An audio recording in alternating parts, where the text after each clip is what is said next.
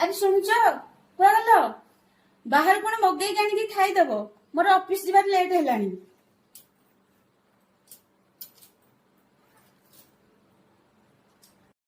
ଆରେ ପଇସା କଣ କମ ଲାଗୁଛି।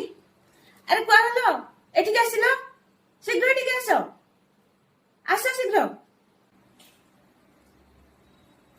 ଆରେ ହଁ ଡାକିଲ ମତେ। ତମେ ମୋ ପର୍ସରୁ ପଇସା ନେଇଥିଲ। ଆରେ ହଁ ତମକୁ ଜଣେଇବା ପାଇଁ ଭୁଲି ଯାଇଥିଲି କାରଣ ତମ ଯୋଉ ପ୍ରମୋସନ ହେଇଛି ନା ଆରେ ସେଇଥିପାଇଁ ତମ ପର୍ସରୁ ପଇସା ନେଇଥିଲି ମିଠା ଆଣିବା ପାଇଁ।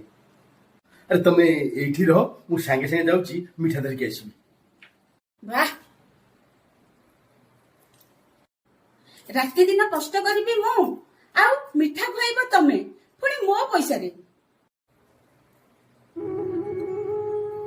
ତମର କେମିତି ସାହସ ହେଲା ମୋ ପର୍ସରେ ହାତ ଲଗେଇବାକୁ। ଆରେ ଗୀତା ତମର ଆମର କଣ? ଆରେ ଯାହା ସବୁ ଅଛି ସବୁ ଆମର ନା। ବିଲକୁଲ ବି ନୁହଁ।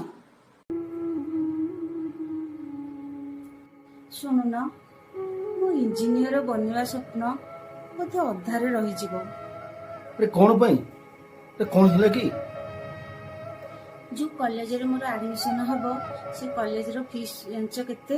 ପୁରା 8 ଲକ୍ଷ ଟଙ୍କା। ଆରେ ତମେ ଟେନସନ ହଉଛ କଣ ପାଇଁ?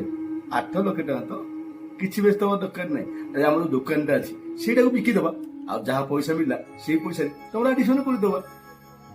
ତମେ ମୋ ପାଇଁ ତମ ଦୋକାନଟା ବିକ୍ରି କରିଦବ। ଆରେ କଣ ହେଇଗଲା ସେଠୁ? ଆରେ ଯାହା ବି ଅଛି ଆମ ଦୁଇ ଜଣଙ୍କର ନା। ତା ଛଡା ତମର ଯେତେବେଳେ ଜବ ଲାଗିଯିବ ଆମେ ଆଉ ଗୋଟେ ନୂଆ ବିଜନେସ ଷ୍ଟାର୍ଟ କରିଦବାନି।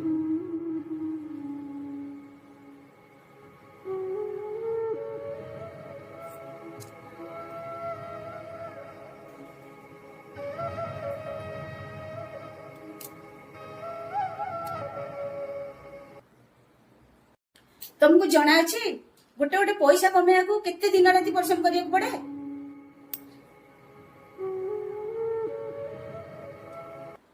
ତମର ତ ଅଭ୍ୟାସ ହେଇଗଲାଣି ମାଗଣାରେ ଖାଇବାର।